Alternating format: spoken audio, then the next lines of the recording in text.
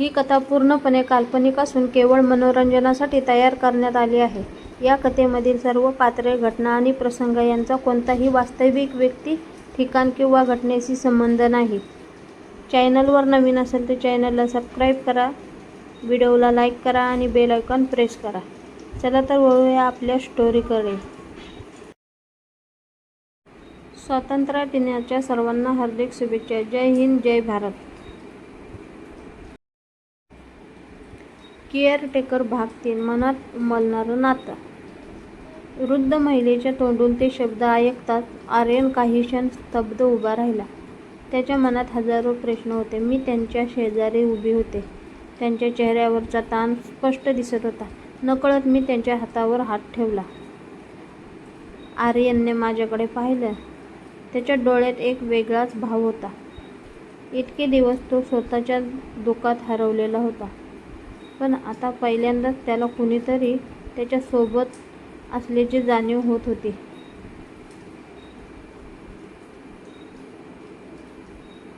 वृद्ध महिला आम्हाला घराच्या आत घेऊन गेली. जुन्या भिंतीत धुळीने भरलेले फोटो आणि वर्षानुवर्षे बंद असलेल्या खोल्या पाहून अंगावर काटा आला. तिने एका जुन्या कपाटातून एक अल्बम काढला आणि आर्यनच्या हातात दिला. आर्यनने अल्बम उघडला आणि पहिल्याच पानावर त्याचा लहानपणीचा फोटो पाहून तो थक्क झाला.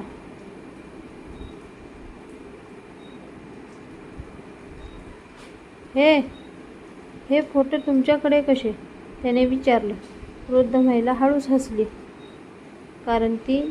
कारण तू माझ्यासाठी अनोळखी नाहीस बाळा.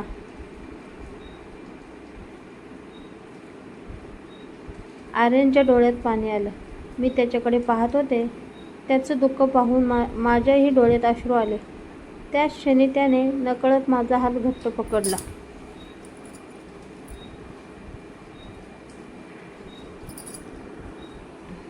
काही क्षण दोघेही काही बोलले नाही. वातावरणात एक वेगळीच शांतता होती.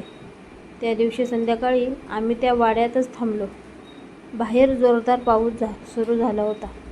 वीज गेली होती. संपूर्ण वाडा अंधारात बुडाला होता. मी खिडकीजवळ उभे राहून पाऊस पाहत होते. तेवढ्यात अचानक विजेचा मोठा कडकडाट झाला. मी दचकले.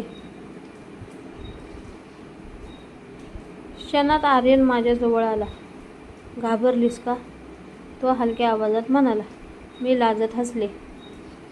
थोडंसं. आर्यन पहिल्यांदाच मनापासून हसला. मी आहे ना?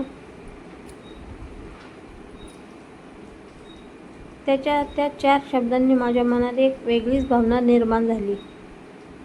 आम्ही दोघे खिडकीजवळ बसलो. बाहेर पाऊस कोसळत होता. आत मात्र आमच्यातील अंतर हळूहळू कमी होत होतं. अन्वी, आर्यन अचानक म्हणाला.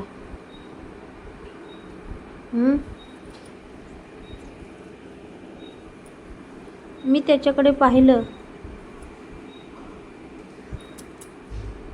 तू माझ्या आयुष्यात आलीस आणि सगळं बदलायला लागलं. हे ऐकून माझं हृदय जोरात धडधडू लागलं. तुझ्यामुळे मला पुन्हा जगावंसं वाटतंय. त्याच्या डोळ्यात प्रामाणिकपणा होता. मी काही बोलू शकले नाही. फक्त हसले.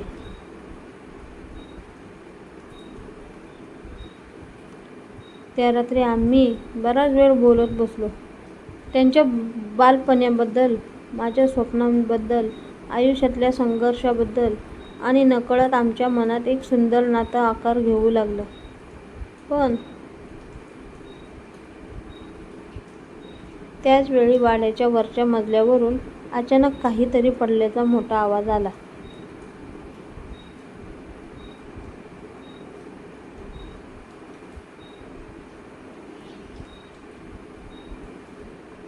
आम्ही दोघेही घाबरलो. वृद्ध महिला धावत आली. तिच्या चेहऱ्यावर भीती स्पष्ट दिसत होती. ती थरथरत्या आवाजात म्हणाली, नको, वर जाऊ नका. ते रहस्य अजून बाहेर यायला नको. मी आणि आर्यन एकमेकांकडे पाहत राहिलो. कारण आता आम्हाला खात्री झाली होती त्या वाड्यात फक्त आर्यनच्या जन्माचं रहस्य नव्हतं.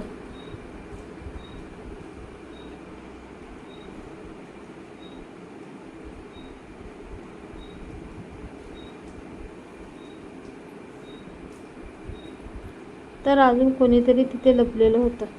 वृद्ध महिलेने शब्द ऐकताच आर्यनच्या चेहऱ्यावरचा रंग उडाला. तो काही क्षण तिच्याकडे पाहतच राहिला. त्या वाड्यातील वातावरण अधिकच गंभीर झालं होतं. बाहेर पाऊस कोसळत होता. खिडकीतून येणारा थंड वारा आणि त्या जुन्या घरातील शांतता मनाला अस्वस्थ करत होती. मी आर्यनच्या अगदी जवळ उभे होते. त्यांच्या डोळ्यात भीती आणि असंख्य प्रश्न दिसत होते. मी हलकेच त्यांच्या हातावर हात ठेवला.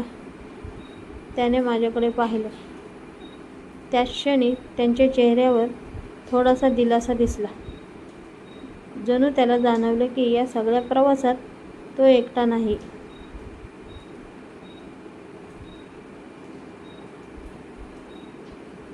वृद्ध महिला हळूहळू एका जुन्या खोलीत घेऊन गेली. त्या खोलीच्या भिंतीवर अनेक जुने फोटो लटकलेले होते. त्यातील काही फोटो पाहून आर्यन स्तब्ध झाला, कारण त्या फोटोमध्ये त्याच्या लहानपणीचे क्षण होते. त्याने ते फोटो हातात घेतले आणि त्याच्या डोळ्यात नकळत पाणी आलं.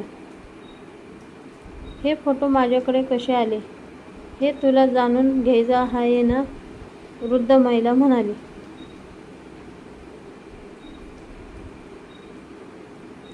आर्यनने मान हलवली. कारण तुझं आयुष्य जसं तुला सांगितलं गेलं आहे तसंच नव्हतं बाळा. हे ऐकताच माझ्या अंगावर काटा आला. त्या रात्री आम्ही वाड्यातच थांबलो. वृद्ध महिलेने आमच्यासाठी जेवण तयार केले होते, पण आर्यनचं मन कुठेच लागत नव्हतं. तो सतत विचारात हरवलेला होता. मी त्याला अंगणात बसलेलं पाहिलं आणि त्याच्याजवळ जाऊन बसले. रात्र खूप सुंदर होती. पाऊस थांबलेला होता. आकाशात चंद्र चमकत होता. काय विचार करतोयस? मी हळू आवाजात विचारलं.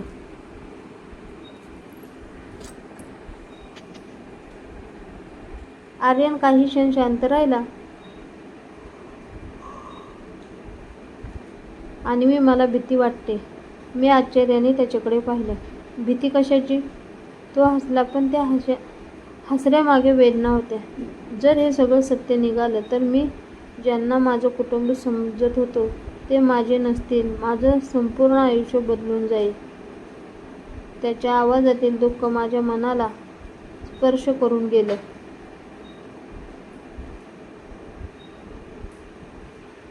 मी त्याचा हात माझ्या हातातच घेतला. आर्यन, रक्ताच्या नात्यापेक्षा माणुसकीची नाती मोठी असतात. तुला ज्या लोकांनी प्रेम दिले तेच तुझे लोक आहेत. आर्यन माझ्याकडे पाहत राहिला. त्या शांत रात्री आमच्यातील अंतर आणखी कमी झालं. काही क्षणांनी तो हळू आवाजात म्हणाला, आणि मी तुला काही सांगू का? तू माझ्या आयुष्यात आलीस आणि माझ्या जगण्याचं कारणच बदललं. माझ्या हृदयाची धडधड वाढली. इतक्या वर्षात मी कुणालाच मनात जागा दिली नाही, पण तुझ्याबाबत सगळं वेगळं आहे. मी काहीच बोलू शकले नाही. माझे गाल लाल झाले होते. आर्यनने पुढे म्हणाला, तू जवळ असलीस की मला शांत वाटतं. तू हसलीस की माझा दिवस चांगला जातो आणि तू दुःखी असलीस की मला स्वतःलाच त्रास होतो. त्या शब्दांनी माझ्या मनातही अनेक भावना जाग्या झाल्या.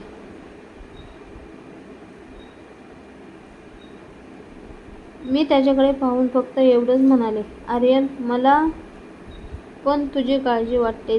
त्याच्या चेहऱ्यावर हलकंसं स्मित उमटलं. तेवढ्यात अचानक वाड्याच्या वरच्या मजल्यावरून कुणीतरी धावत असल्याचा आवाज आला.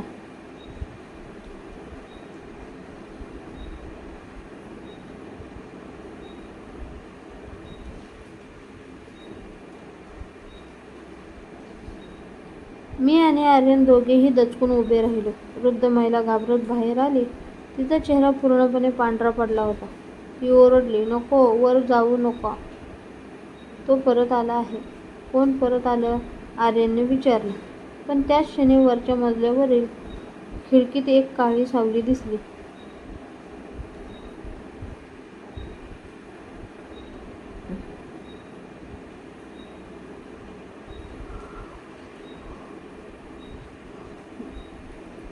आणि त्या सावलीने आर्यनकडे पाहून फोटो खाली फेकला. फोटो उचलताना पाहताच आर्यनच्या हातातून तो खाली पडला. कारण त्या फोटोत आर्यन, सायली आणि एक अनोळखी माणूस एकत्र उभे होते. आणि फोटोच्या मागे फक्त एकच वाक्य लिहिलेलं होतं.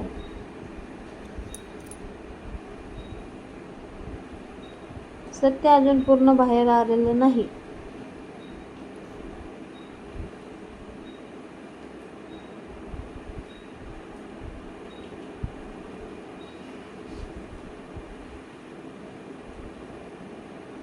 वृद्ध महिलेच्या तोंडून ते शब्द ऐकताच आर्यन काही क्षण स्तब्ध उभा राहिला. त्याच्या मनात हजारो प्रश्न होते. मी त्यांच्या शेजारी उभी होते. त्यांच्या चेहऱ्यावरचा ताण स्पष्ट दिसत होता. नकळत मी त्यांच्या हातावर हात ठेवला. आर्यनने माझ्याकडे पाहिलं. त्याच्या डोळ्यात एक वेगळाच भाव होता. इतके दिवस तो स्वतःच्या दुःखात हरवलेला होता. पण आता पहिल्यांदाच त्याला कुणीतरी त्याच्या सोबत असल्याची जाणीव होत होती.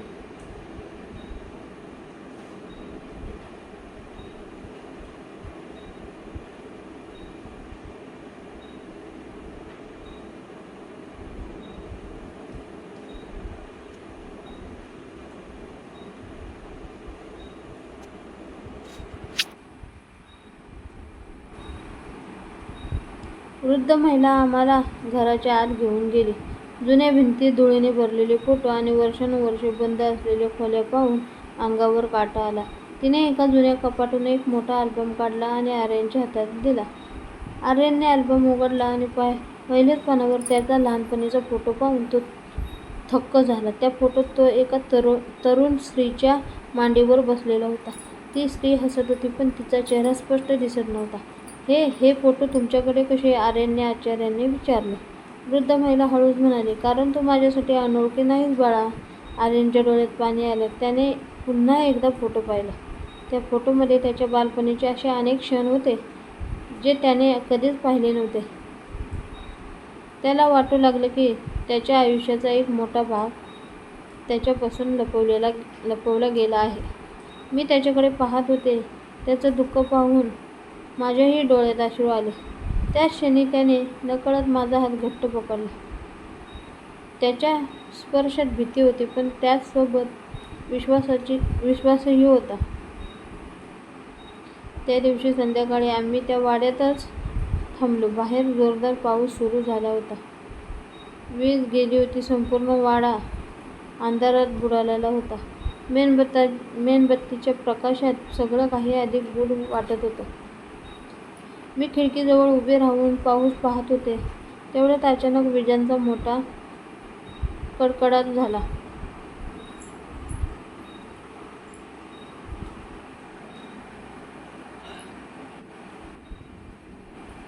मी दचकले. क्षणात आर्यन माझ्याजवळ आला. घाबरलीस? तो हलक्या आवाजात म्हणाला. मी लाजत हसले. थोडंसं. आर्यन पहिल्यांदाच मनापासून हसला.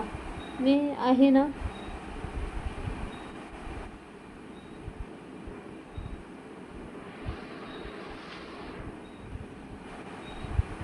आर्यन पहिल्यांदाच मनापासून हसला. मी आहे ना? त्याच्या त्या 4 शब्दांनी माझ्या मनात एक वेगळीच भावना निर्माण झाली. माझ्या चेहऱ्यावर नकळत हसू उमटलं. त्या क्षणी बाहेर पाऊस कोसळत होता, पण माझ्या मनात मात्र एक सुंदर ऊब निर्माण झाली होती. आम्ही दोघे खिडकीजवळ बसलो. बाहेर पाऊस कोसळत होता. आता मात्र आमच्यातील अंतर हळूहळू कमी होत होतं.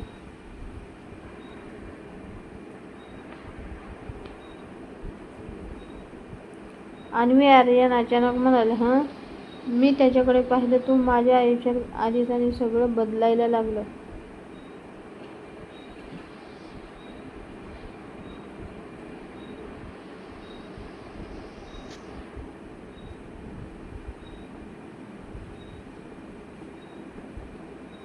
हे ऐकून माझं हृदय जोरात धडधडू लागलं. तुझ्यामुळे मला पुन्हा जगावंसं वाटतंय. इतकी वर्षे मी फक्त श्वास घेत होतो, पण आता आयुष्य जगण्याची इच्छा होते.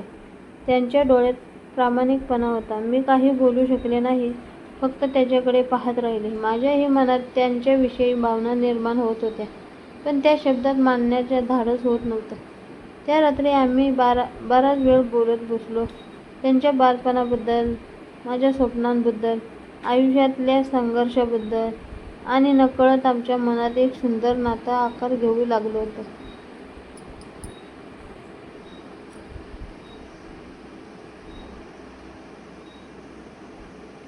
पण त्याच वेळी वाड्याच्या वरच्या मजल्यावरून अचानक काहीतरी पडल्याचा मोठा आवाज आला. आम्ही दोघेही घाबरलो.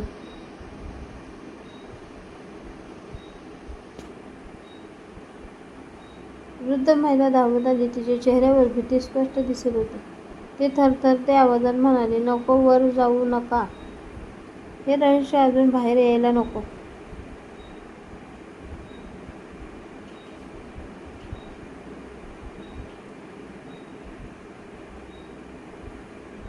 मी आणि आर्यन एकमेकांकडे पाहत राहिलो, कारण आता आम्हाला खात्री झाली होती त्या वाड्यात फक्त आर्यनच्या जन्माचं रहस्य नव्हतं, तर अजून कुणीतरी तिथे लपलेलं होतं.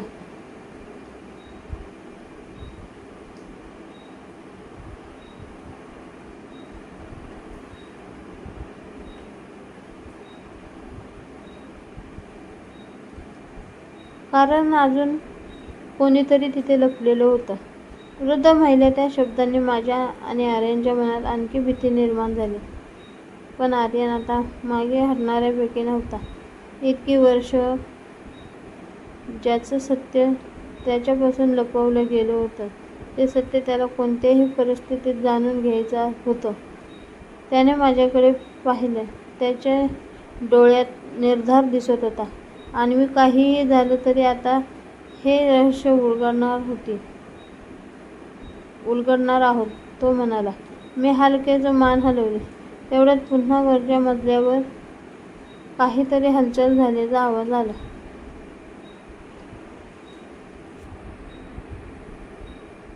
वाड्याच्या जुन्या लाकडी जिन्यावरून कुणीतरी चालत असल्यासारखा आवाज स्पष्ट ऐकू येत होता. वृद्ध महिला मात्र खूप घाबरली होती. कृपा करून वर जाऊ नका, ती पुन्हा म्हणाली.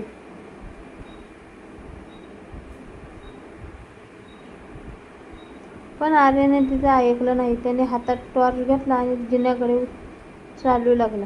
मी त्यांचा मागोमाग केला. जिन्याच्या प्रत्येक पायरीवर धूळ साचली होती. अनेक वर्षांपासून तिथे कोणी आलेलं नव्हतं असं दिसत होतं. वर पोचल्यावर एक लांब कॉरिडॉर दिसला. दोन्ही बाजूंनी जुन्या खोल्या होत्या. वातावरण इतकं शांत होतं की आपल्या श्वासाचाही आवाज ऐकू येत नाही. अचानक कॉरिडॉरच्या शेवटच्या खोलीचं दार आपोआप बंद झालं. मी घाबरून आर्यनचा हात पकडला. आर्यनने माझ्याकडे पाहून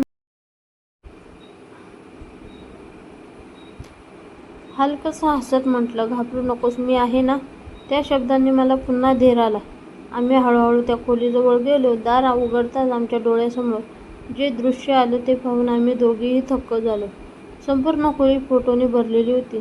भिंतीवर, टेबलवर, कपाटावर सर्वत्र फोटोच फोटो होते. पण त्या फोटोमध्ये सर्वात जास्त फोटो होते ते आर्यनचे. लहानपणापासून ते आजपर्यंतचा त्यांच्या आयुष्याचे अनेक क्षण त्या फोटोमध्ये कैद झाले होते. हे कसं शक्य आहे, आर्यन आश्चर्याने म्हणाला. त्याच वेळी त्याची नजर एका मोठ्या फोटोवर पडली. त्या फोटोत एक तरुणी स्त्री आर्यनला मांडीवर घेऊन बसलेली होती. तिच्या चेहऱ्यावर मायेचं हसू होतं.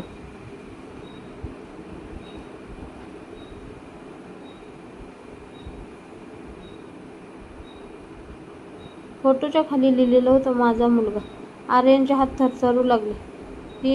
ही कोण आहे, त्याने हळव्या आवाजात विचारलं. त्याच क्षणी खोलीच्या दारात वृद्ध महिला उभी होती.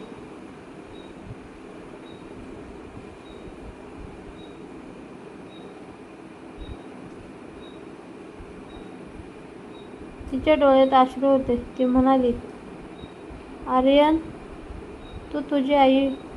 ती तुझी आई होती. हे ऐकताच आर्यनच्या पायाखालची जमीन सरकली.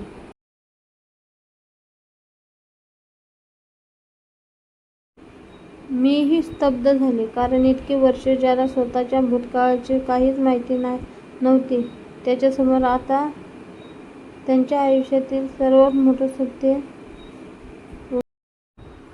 सत्य उभं राहिलं होतं.